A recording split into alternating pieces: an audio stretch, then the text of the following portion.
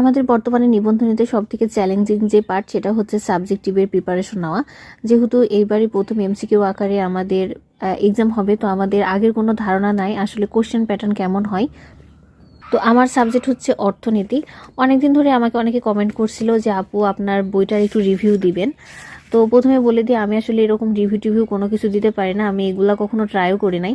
তো যেহেতু অনেকে কমেন্ট করছে তো ভাবলাম যে এই বইটা যেহেতু আমি পড়তেছি তো ছোট করে একটা ভিডিও বানানো যাক। তার আগে একটা কথা বলি যে আমি কোনো বইয়ের হচ্ছে প্রমোশন করতেছি না, বা আমি বলতেছি না যে এটাই হচ্ছে বেস্ট বই। কোনো বই নিয়ে রিভিউ দেওয়ার আগে আমার মনে হয় যে সেই বইটা আগে পুরাটা পড়া দরকার, তারপরে আসলে একটা ভালো রিভিউ দেওয়া যায়। কিন্তু আমি এই বইটা এখনও কমপ্লিট করতে পারি নাই। তো আমি চাচ্ছিলাম যে সব কমপ্লিট করার পরে বইয়ের একটা রিভিউ দিব, কিন্তু অনেকে কমেন্ট করছিল বারবার, এই জন্য ভাবলাম যে যতটুকু পড়া হয়েছে সেটার উপর ডিপেন্ড করে একটা রিভিউ দেওয়া যাক। বলার চেষ্টা করি যে আসলে কি কি আছে। তো এটা হচ্ছে মোজাম্মেল হক আব্দুর রহমান শ্রাবণ, যেটা হচ্ছে ম্যানুয়াল প্রকাশনের একটা সাবজেক্টিভ বই, আর আমার সাবজেক্ট হচ্ছে অর্থনীতি। এটার প্রাইস ছিল মেবি 380 কি 350 টাকা এরকম, আমার সঠিক মনে নাই, তবে এখানে হচ্ছে 460 টাকা দাম দেওয়া আছে।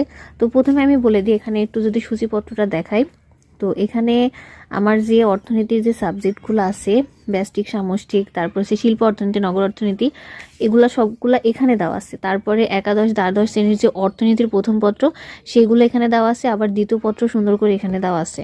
যারা প্রথম থেকে শুরু করতে চায়, একদম কনসেপ্ট ক্লিয়ার করতে চায় বেসিক থেকে এক কথায়, তো তাদের জন্য আমার মনে হয় যে বইটা অনেক ভালো। আর বাজারে অনেক প্রকাশনের বই আছে। তো আমি যতগুলা রিভিউ দেখছি তো সব কিছু মিলাই এই বইটাই সবাই বেস্ট বলছে, এটা অনেক ভালো বই বলছে, এই জন্য আসলে বইটা আমি কিনছি।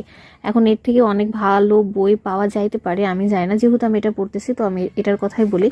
অনার্স মাস্টার্সে আমাদের যে সাবজেক্টগুলো ছিল, সব সাবজেক্টের যে ইম্পর্টেন্ট টপিকগুলা সিলেবাসে যেগুলা দেওয়া আছে সেই সিলেবাস অনুযায়ী টপিকগুলা সুন্দর করে ক্লিয়ার করে এখানে দেওয়া আছে। বাট এখানে আমি একটা জিনিস বলবো যে প্রত্যেকটা অধ্যায়ের পরে যদি কিছু এমসিকিউ দেওয়া থাকতো সেই অধ্যায়ের উপর ডিপেন্ড করে, তাহলে এই জিনিসটা আরও বেশি ভালো হতো। বাট এখানে সব সাবজেক্ট শেষ করার পরে এর মধ্যে কিন্তু কোনো এমসিকিউ পাওয়া যাবে না, শুধু এখানে হচ্ছে ব্যাখ্যাগুলা দেওয়া আছে। তো সব সাবজেক্ট আমি শেষ করার পরে এখানে এসে আমি হচ্ছে প্র্যাকটিস দেখতে পাবো এমসিকিউ।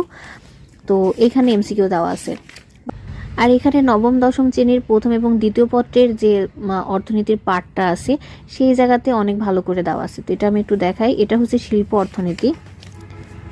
তো এটা হচ্ছে প্রথম অধ্যায় শিল্প অর্থনীতি, এটা হচ্ছে একাদশ দ্বাদশ শ্রেণীর অর্থনীতি প্রথম এবং দ্বিতীয় পত্র, ঠিক আছে। তো এটা হচ্ছে পুরো একটা অধ্যায় দেওয়া আছে ফার্স্টে। তো অধ্যায়টা শেষে এই অধ্যায়ের উপর বেস করে